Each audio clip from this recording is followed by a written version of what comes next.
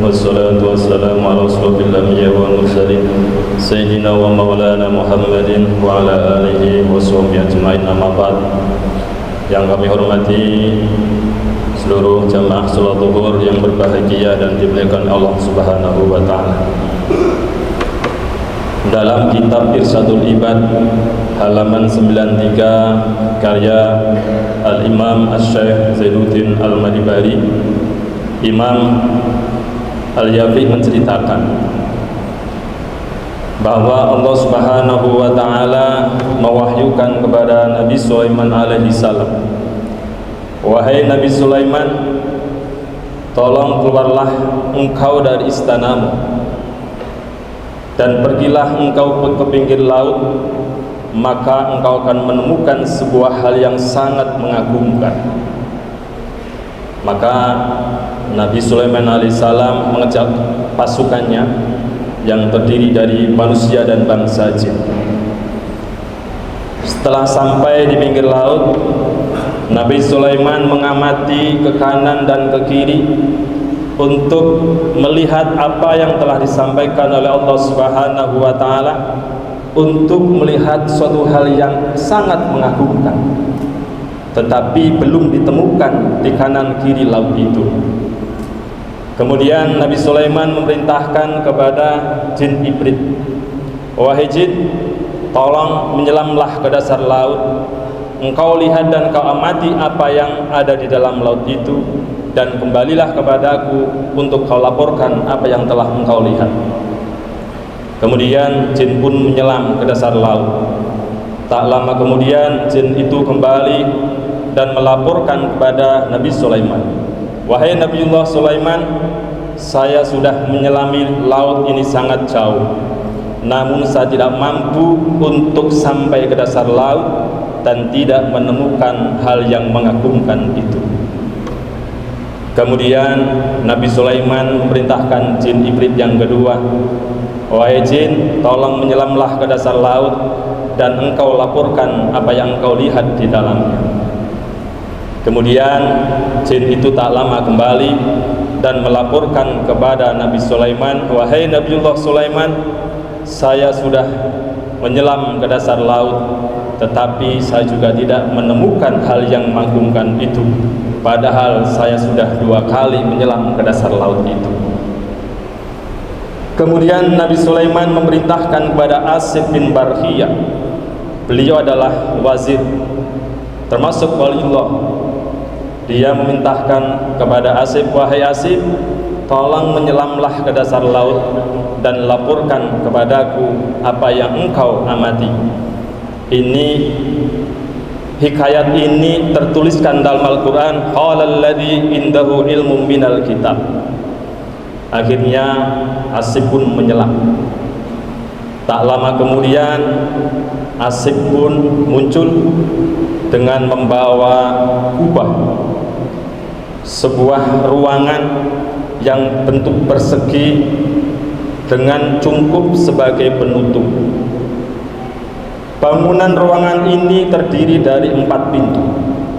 Pintu yang pertama terbuat dari intan dur, yang kedua intan jauhar, yang ketiga intan zabarjad yang berwarna hijau, kemudian pintu yang keempat terbuat dari intan yakut berwarna merah.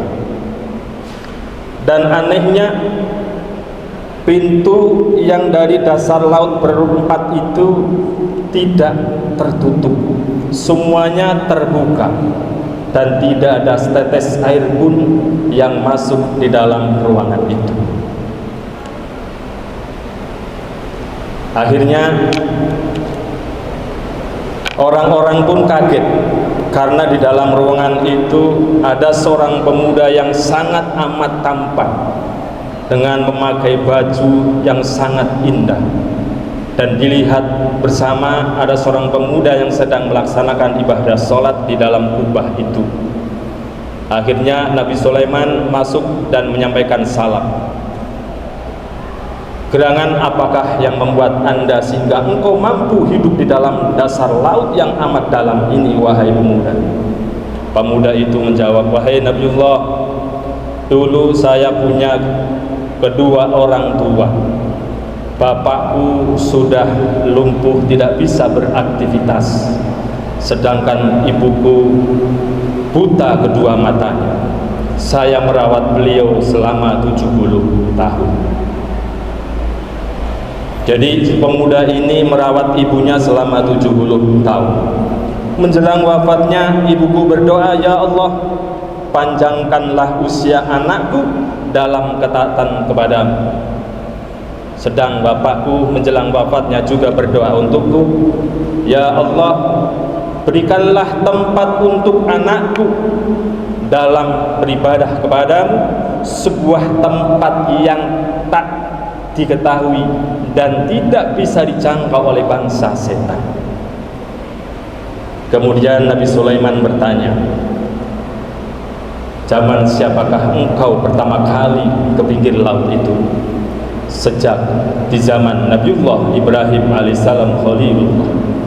Sejenak Nabi Sulaiman menghitung tarikh sejarah Islam sampai pemuda saat itu.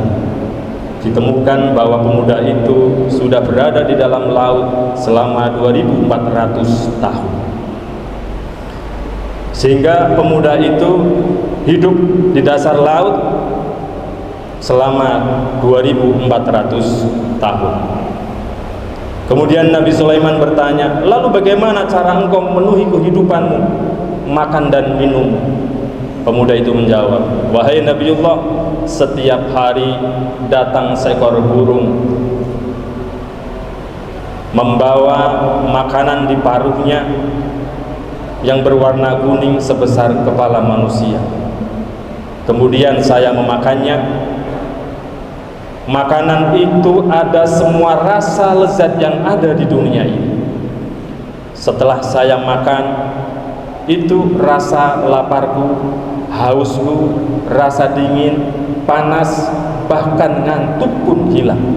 Sehingga hari-hariku hanya kuhabiskan untuk beribadah kepada Allah Subhanahu wa ta'ala." Jamaah salat yang berbahagia, setelah itu Nabi Sulaiman menyampaikan kepada pasukannya, "Lihatlah, kalian menyaksikan sendiri bahwa Allah mengabulkan, menjawabkan doa dari kedua orang tuanya. Oleh karena itu, janganlah pernah kita menyakiti, bahkan sampai kita berdurhaka kepada beliau berdua.